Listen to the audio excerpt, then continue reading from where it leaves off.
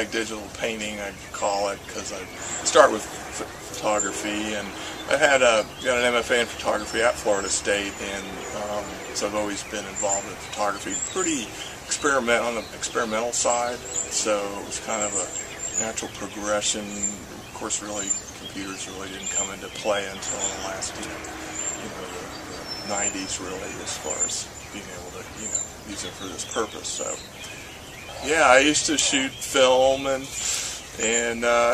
scan my film. So I started in the late 90s just scanning my film because I started getting into Photoshop in the when that came out, kind of late 90s, early 2000s, and I said, oh, this is much easier to work with than the darkroom, and you don't have the chemicals, and there's something great about that. I don't regret those days. It's great to see the image come up in the tray.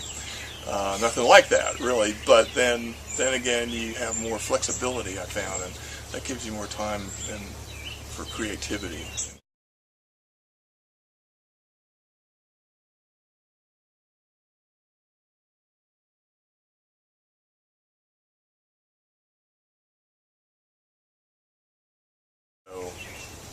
Yeah, that's kind of the transition from film was I had shot film and then scanned the slide film, so I was still maintaining that as far as capture. But now, of course, I do all capture with with digital. So it really picked up when I got here to Kentucky, truthfully. I had a lot of opportunities through the Arts Council and primarily that, and found a lot of opportunities here. Arts Center in Korea, just as an example. But I got involved with doing different shows, KMAC and Louisville, and art and craft, and it just seemed like a wealth of opportunity. Even though I was working full time as a graphic designer, it kind of built from that to go, oh, I need to make more work, and so I enjoy the process, and so really it kind of, living in Kentucky really kind of was a shot in the arm for my art career, I'd say, even though I've done it most of my life. Yeah, I started as a design major at the University of Florida in Gainesville, but then that's when I first learned more about photography, and took actually the same amount, almost a double major in photography as I did design, because there were some great photography instructors there, and really got me kind of excited about photography as a fine art. I use Photoshop literally every day in my job at UK Healthcare, and so of course I use that in my fine art work. So there's cross-pollination there. I'm learning a lot about that, and it's an exciting program that's constantly changing too. It builds slowly, and it depends on the image, but it can take months.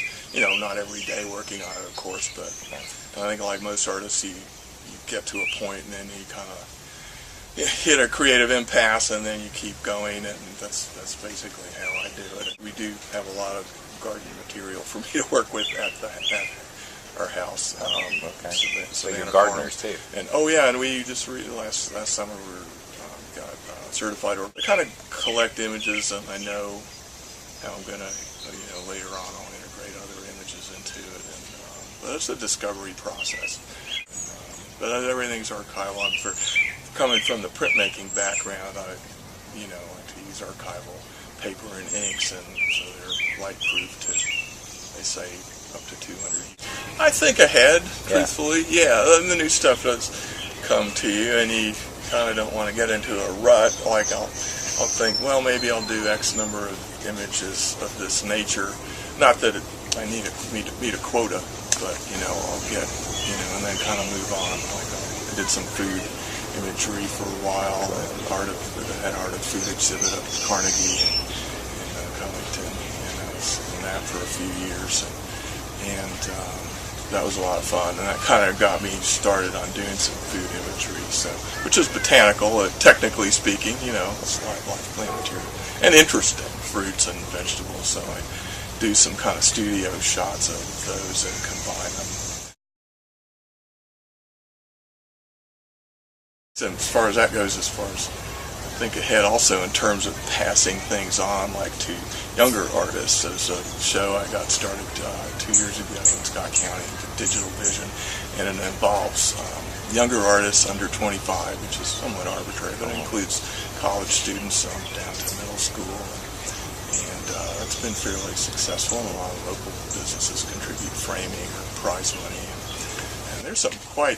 Now there, you mentioned earlier, to tie in with that, there's some competition for me. Some of these younger, I'm serious, it's a good, you posed a good question, that it's so widespread that it's almost second nature to younger, like we're talking teenage, kids that are just really fluent, if you will, in digital imagery, and that's their language in a way. That's what they grew up with, I grew up, I started out, life drawing and all that, and then pulling plates in a printmaking shop and all of that. But yeah, you look at that and you go, wow, it's kind of a new language, and everyone's going to interpret it in different ways. So seeing the young people do their work is fascinating. Yeah. It's a great program.